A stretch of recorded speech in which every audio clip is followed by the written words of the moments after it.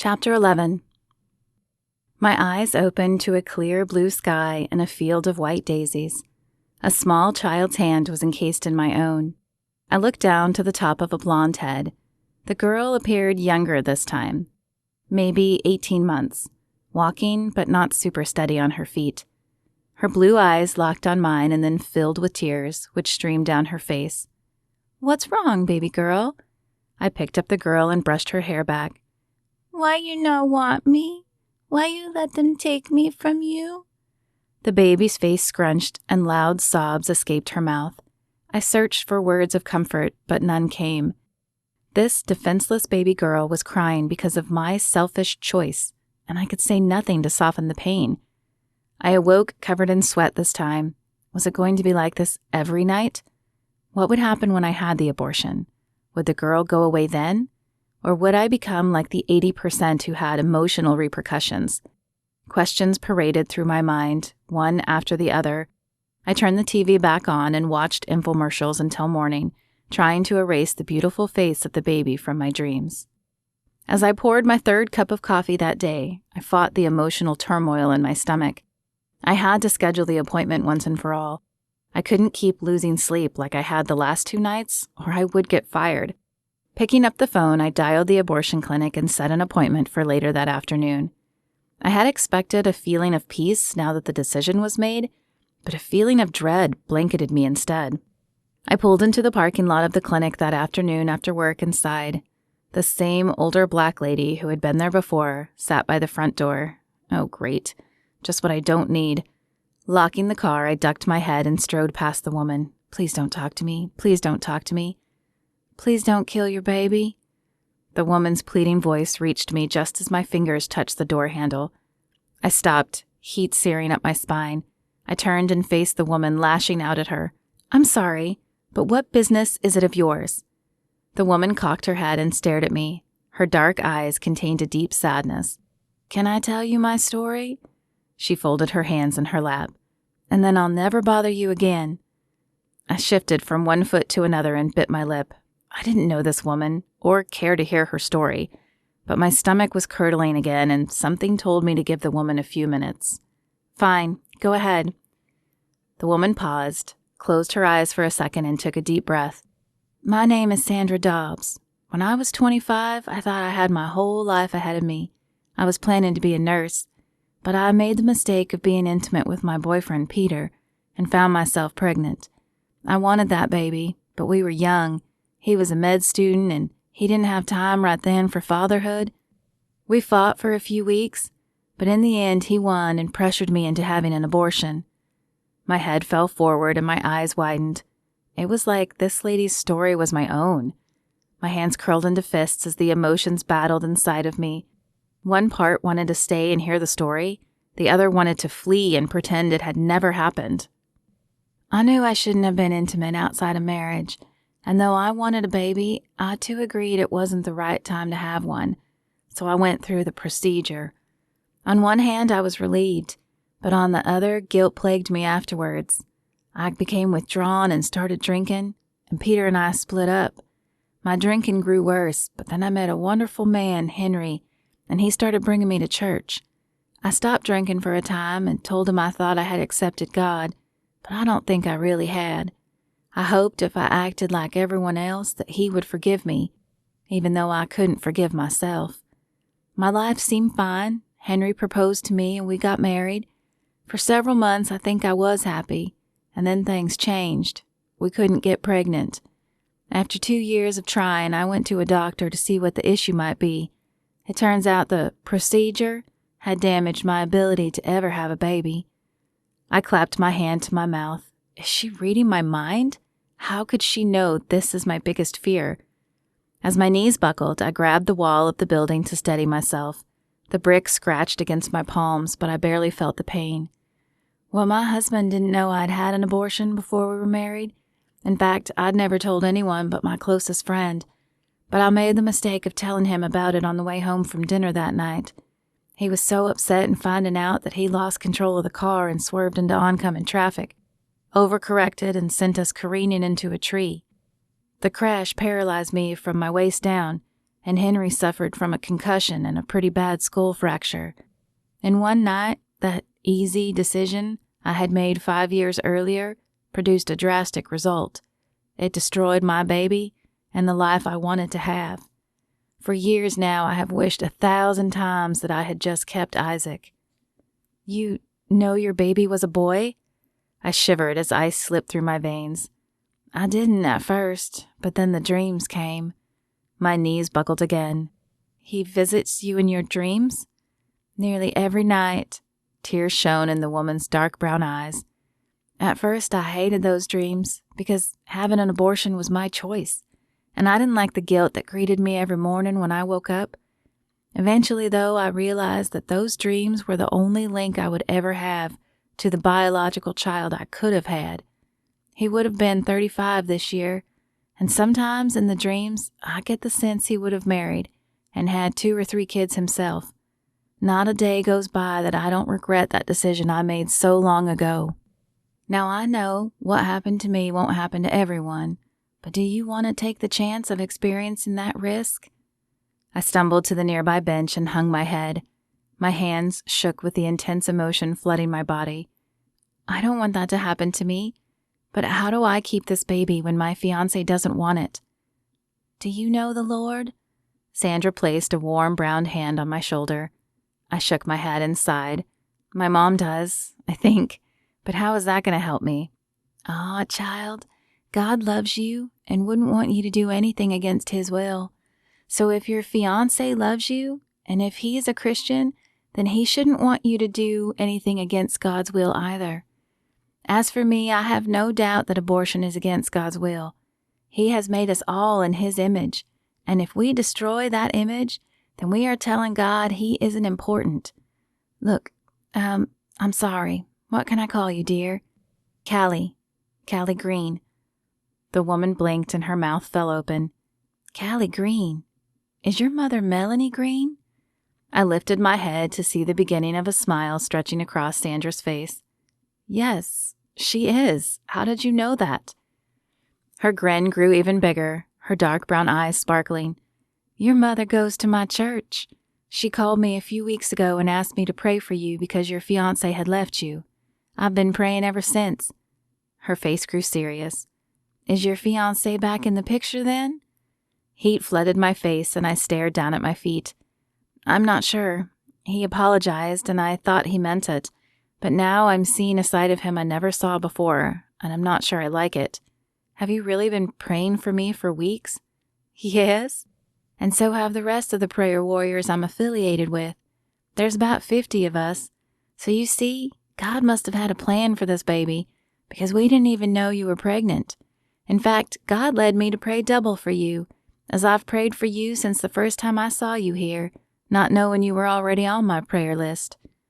I stared at Sandra, eyes wide. Why would you pray for a complete stranger? Sandra sat back, but her eyes still shone. Well, because that's what Jesus commissioned us to do. As Christians, we are to pray unceasingly, and believers in Christ are to tell as many people about Him as we can. Her eyes dulled as she stared down at her hands for a minute. When she raised her head, tears sat on her lids. But I also prayed for you due to my own past. Because of my poor choice and its consequences, this, she pointed to the clinic, is where I pray for the girls and women who come to make the same terrible decision I did. I see this effort as ministry before my Lord. I tilted my head and raised an eyebrow. How do you still seem so peaceful and happy after everything you've gone through? Sandra smiled, but it appeared smaller than before, and her eyes clouded over. Life isn't always easy, dear. I have many tough days, but Jesus is my peace. I pray to Him whenever I feel sad, and He eases my pain. I thought of JD and how very much like him Sandra sounded. I don't think I've ever known anyone so strong with so much pain in their past. Sandra dropped her head. I wasn't always strong. After the accident, I hit rock bottom. I reverted back to drinking so I could dull the pain. I almost lost my marriage to Henry, but God sent Pastor Tony to us. She smiled and her eyes glazed as she continued. Henry forced me to go to counseling with him, and Pastor Tony showed me how my life could still have purpose. He and his wife Margaret showed me real love. I mean the love of Jesus shone through that man and his wife, and he showed me how to pray. He even gave me a leather prayer journal, and this time I really did come to know God. They arranged an interview for a job so I could get back on my feet, and they connected us with an adoption agency. If God hadn't sent those two, I don't know where I'd be. But you see, with Jesus, you can do anything. And remember, if your fiancé tries to pressure you again or gives you an ultimatum, and if you lose him because you don't do what he wants, Jesus will be there for you. Is that true, even if I'm not a believer in him? Sandra's eyes crinkled as a small laugh escaped her lips. Yes, even then, because he died for you. Have you ever heard of John 3:16? I shook my head. I couldn't remember the last time I had read anything in the Bible, though I was almost certain I had one somewhere at home, a present from my mother one Christmas. I hadn't bothered to read it, and I had always tuned out my mother when she began talking about the Bible, so even if I had heard the verse, I wouldn't remember it. Well, John 3:16 through 17 says, "For God so loved the world that he gave his only begotten Son, that whoever believes in him shall not perish but have eternal life. God did not send the Son into the world to judge the world, but that the world might be saved through him." He wants you to choose him, Callie. He wants all of us to choose him. But it is your choice to reject or submit to him while he waits at the door of your heart. I think I like what you're saying, I said, slowly, surprised to find that it was true. But I'm not sure I'm ready to make that decision. Sandra folded her hands in her lap. That's okay, dear. Jesus will be there when you are ready to decide. He never gives up on us. I'll keep praying for you, and so will the prayer warriors at my church. I left the abortion clinic relieved and uneasy at the same time. The tightly coiled spring of fear in my stomach had abated with the decision to save my baby, even if I ended up putting him or her up for adoption. But a new trickling of nervousness emerged every time I thought of telling Daniel my decision. Would he stay with me, or would he leave again? And did I even care if he left? Lately I had seen a different side of him than before, or had he always been so terse and demanding? Had I been so focused on myself that I hadn't seen the real him? Sandra's words still rattled around in my head as I entered my apartment. I turned on the lights and headed straight to the bedroom.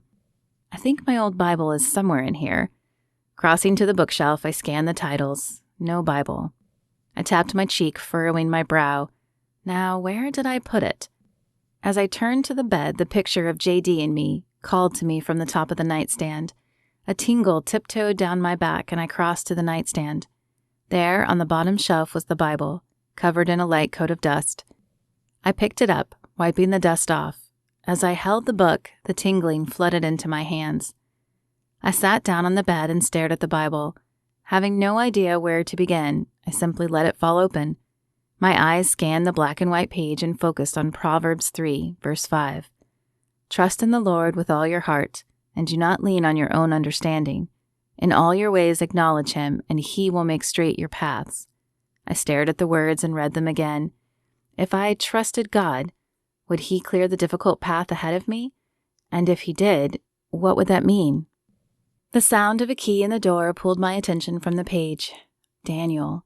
I snapped the Bible closed and placed it on the nightstand. After a deep, steadying breath, I headed to the living room to greet him. What a day. Daniel stormed in and threw his coat down on the couch. My stomach clenched and my hand shook slightly at my side. Oh, was it not a good day then? He rolled his eyes. When is it? I stared at him, wondering if he had always been so negative, or if I had been wearing blinders and was just now seeing his true colors. I tried to think back to the last time I remembered him being positive, apart from our time in the Caribbean, and drew a blank. Instead, images of quiet dinners when we were both absorbed in our work appeared. Instances when I wanted to talk to him, but his focus had been on the sports game he was watching, and his body language had portrayed that now was not a good time, followed. Was I ever really in love with him? Or was I just in love with the thought of him? I took a deep breath. It appeared there would be no perfect time, and now was as good a time as any. Well, I had an interesting day. Do you have dinner ready? Daniel interrupted me, glancing toward the kitchen. What? No, I must have forgotten about the time, Daniel. I'm trying to tell you something that's important to me. I went to the abortion clinic today. He sat down and grabbed the remote, not bothering to look at me. Oh, good. Did you get rid of the problem? I winced at the harsh words falling from his mouth. Had I sounded like that? The image of me snapping at Sandra the first day flashed in my mind, and I cringed. I didn't want to sound like that anymore. No, I didn't. I couldn't. Daniel, I believe it is a baby. He glared up at me, coldness in his eyes. I thought we'd been through this already. Rage bubbled in my core, and I bit back the words I wanted to shout at him, taking a deep breath instead. You had, but I hadn't. I've been having dreams of this beautiful little girl who is so sad. I think she's my daughter. Then I met one today. One what? He said. Remember when I told you that 30% of women who have abortions have reproductive problems later? Well, I met one of them today. She had one abortion, and then years later when she wanted to have a baby, she couldn't. Daniel stood, his eyes fire, and I took a step back in fear. That doesn't mean it's going to happen to you. Daniel advanced on me, and I took another step back, unsure if he was going to hit me. He never had before, but I had never seen him this mad either. I thought I made this clear. I don't want a baby right now, and I'm not sure I ever will. The words stung as if they'd physically slapped me. What? I had always thought 2 children were in our perfect plan together. He took a deep breath and his posture relaxed. Look, Callie, I love you, but I don't want to be a parent right now. I want to be able to do as I please, go where I want, when I want, and I don't want to be held back by a child's needs. Do what you want? Like, have more women like Shayna on the side? I spat. I thought she was the problem, but now I see she was just one effect of your bigger problem. My hands balled into fists at my side and my nostrils flared. How could he be so selfish? And why hadn't I seen this side of him sooner? I'll tell you what. I won't hold you back any longer either. Come on, Callie, be reasonable. You don't need a baby if you have me. He flashed his familiar charming smile and held out his hands. But I wasn't fooled this time. For the first time in a long time, I was thinking clearly. Flexing my hands, I took another deep breath. The steadiness of my voice surprised me. I don't need you, Daniel. I thought I did, but I'm beginning to think I need Jesus instead. Wait, what? His mouth dropped open and his eyebrows drew together. Are you becoming a Christian too? Disdain distorted his voice. I'm not sure yet, I replied, crossing my arms. But this lady I met today was a much better example to me than you have ever been. Well, when you come to your senses, you know where to find me. Daniel picked up his coat and jammed his arms in the sleeves. But not while you still have a baby. He slammed the front door behind him, and I sank down on the couch, dropping my head in my hands. Questions flooded my mind. Had I done the right thing? How would I deal with this pregnancy alone? My head popped up. My mom, of course. She was always there when I needed her. I pulled out my phone, but then paused, biting my lip. I hadn't even told my mom I was pregnant yet, but surely she would still support me. I tapped the numbers and listened as it rang. Mom, can you come over? I need to talk with you.